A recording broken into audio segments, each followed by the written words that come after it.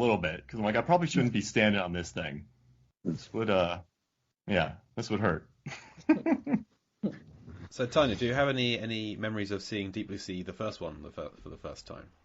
I remember seeing it in the theater when it first came out. It was I was not like a cool kid. It was like a cool movie. Like I thought it was badass. I wonder how old I was when it came out. It came out in 99. 99. Yeah, I was 10. Whoa. That's young. With my That'd be a great age to watch it. Yeah, it's perfect. Mm-hmm. It's perfect. I loved LL Cool J in it. I mean, that's why it's so nice it's such a pleasure to watch these movies again after you hadn't seen them for a while. And then also just with this, like I tried once when I knew that I was going to make this movie, I tried to not watch the original for I tried to wait as long as I possibly could before we started shooting to watch it again. Just because, like, I don't know, I was holding on to how I remembered it and I didn't want it to influence me at all. And so I watched it on the plane ride over to South Africa when we were going to shoot. And I remember I sent you a picture, John, of I didn't even know it would be on there, but on the little screen that they have movies on these flights. Deep Blue Sea was on there. So I was like, well, this is a sign. I got to watch it. Meant to be. It holds up. Yeah. It's great. Yeah. Awesome. And you mentioned LL Cool J. In your credits, you did some singing back in Malcolm in the Middle a long time ago. But would you have been interested in singing the end credits song? Like a new rap? Yeah. No one wants to hear that. That would be literally the worst follow-up to, It's all the film was missing as far as we're concerned. I really think I stayed my lane. Anybody else in the cast that could have done the song? Any other singers amongst them? Bren? Who was a singer amongst us? Not many of us. I don't know. That's a good question. We didn't do much singing. No time for singing. It's hard to sing underwater, you know. Yeah, it is the one Deep Blue Sea film without the song. So the second one has the in the blue. In the blue, yeah. And then there's the Deepest Bluest. So I like another way y'all subvert expectations. So great. That one was not intentional. It's so great. Oh yeah.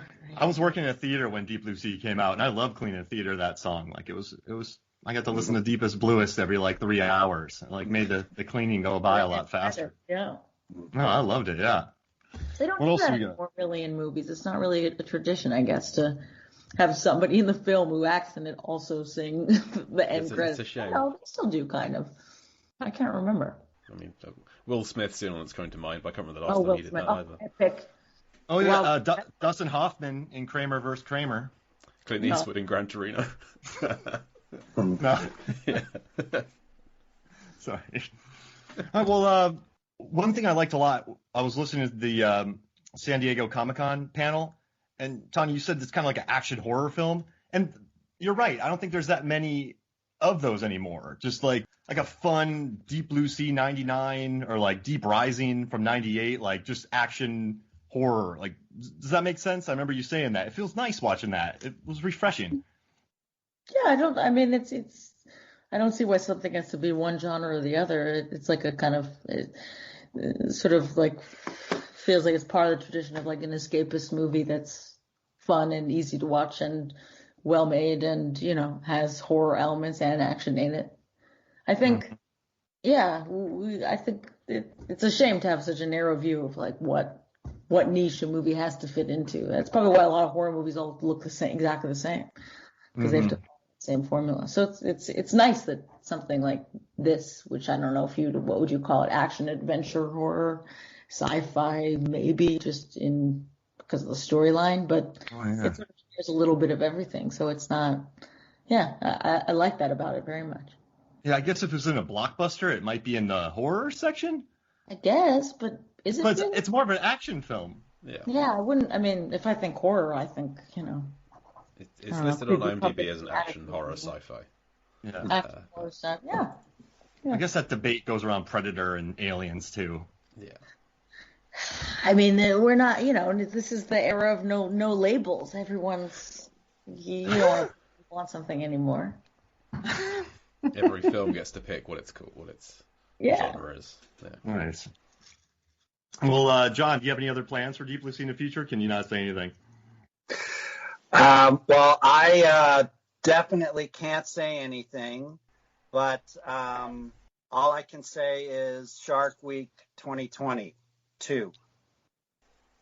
Okay. That's all I can say. Got it. Okay. Did I say 2022? You Is did. it- Oh, gross.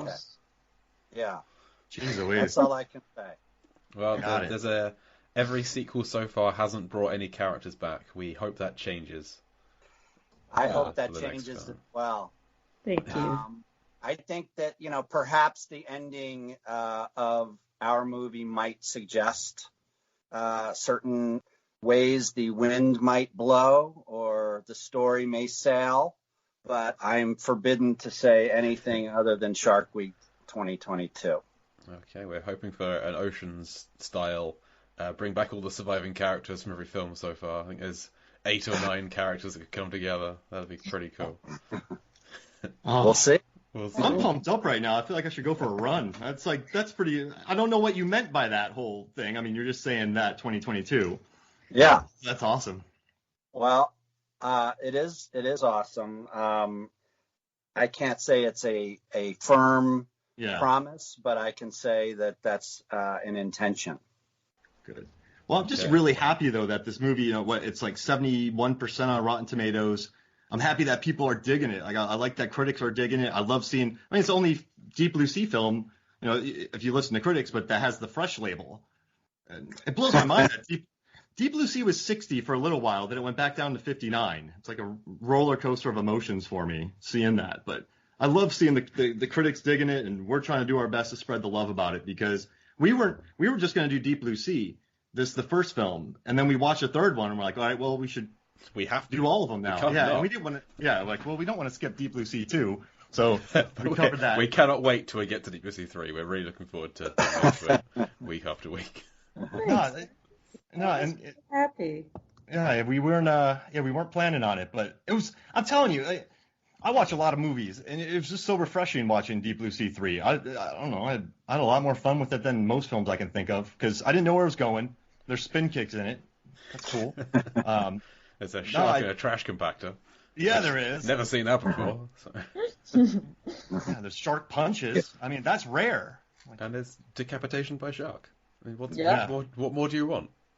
And all the characters are likable. I think you have some of the nicest characters in this one. The couple, Raina and Alex? No, wait, Lucas and Maya. Lucas and Maya. They're the nicest. I think they're the nicest Deep Blue Sea characters that we've had so far. So I just love watching them. Spin and Maya, Alex yeah. Bott. Yeah. It's I interesting. really like this too. It's interesting you say that because, and I'm curious as to what Tanya thinks. Her character is a little bit aloof and detached from Maya and from Alex Bott's character Spin. At the beginning, she gets this news that the populations are falling, and as I talked about last time, her heroic journey is about what do you do when you're fighting a losing battle, and so her character is a little bit unlikable at the beginning of the movie vis-a-vis the other humans on the island because she's sort of trying to work through her own emotions about losing this conservation battle, and I think it's a real battle that we're all sort of fighting. And then as the movie progresses, in particular with Maya and then Emerson Brooks' character Jean, she starts to kind of bond with them.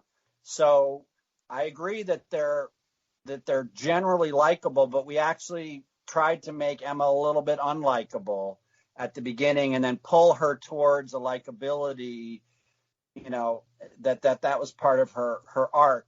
And that was a little bit something that we had to fight for. I'm not sure if Tanya is aware of that fight, but it's small, but I think important for getting on board with her character and her journey. Absolutely. And I love that you brought up climate change in the beginning, too, in regards to shark populations and the way they travel. And I guess that's something I hadn't thought about. So I'm glad you brought that up. And I hate that you said people dinged you on that because it's kind of ridiculous.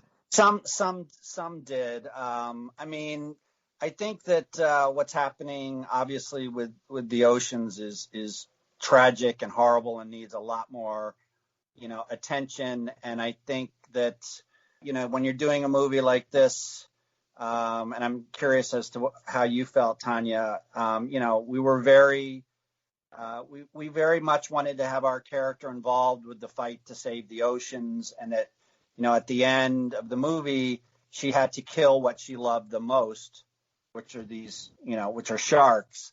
But we kind of had to, we had to tread. We didn't want to be a message movie, so we had to tread sort of rather lightly, but keep that theme going in a likable way, and sort of pull it through to the very end when they're sailing off together, like the fight, even though they may be losing, isn't over, and that it's going to continue. So, Tanya, did that resonate with you? I mean, it certainly seemed to. Yeah, I think it was super important because it just, at least it gives me, I understand her, why she exists. I know what her purpose is. I never for a second forgot about that, because otherwise then I don't have much of that I'm just kind of reacting to messed up stuff happening and my friends dying and for what? So it helped answer a lot of questions. Yeah, I never forgot that for a second, and that's where then there's no irony really, I'm there for a reason. All this stuff happens. I'm trying to do the right thing. And it matters. What happens to these sharks matter. That's the only thing that matters to Emma. And then her friendships and all that is subsequently that mattered. That throughout you realize that she realizes herself how much she cares about all these people. But yes, that was very helpful. And I that was the guiding line for Emma, and from the first meeting that I had with John. I think we talked about it right from the beginning. Yeah. It made it a lot easier for me. Yeah, definitely. Nice. Well, I hate to keep y'all here longer. I just appreciate the time that y'all have had. This is wonderful, and thank you for giving us an hour to come chat Deep Blue Sea 3. This was a great lunch break, so I'm happy to chat about this film with y'all, and thanks for coming. Thank you very much for having us. Thank you so much. Yeah, cool. And I look forward to Shark Week 2022. We'll see. But, well, thank y'all. So for me, Mark Hoffmeyer. And me, Jake Lewitt. All right, well, I just want to say thank you to John Pogue and Tania Raymonde for joining us. All right, yeah. Cool. Thank y'all. Thank you. Thanks, guys. Yeah. Bye. Talk to you next week. Right. Bye. Bye.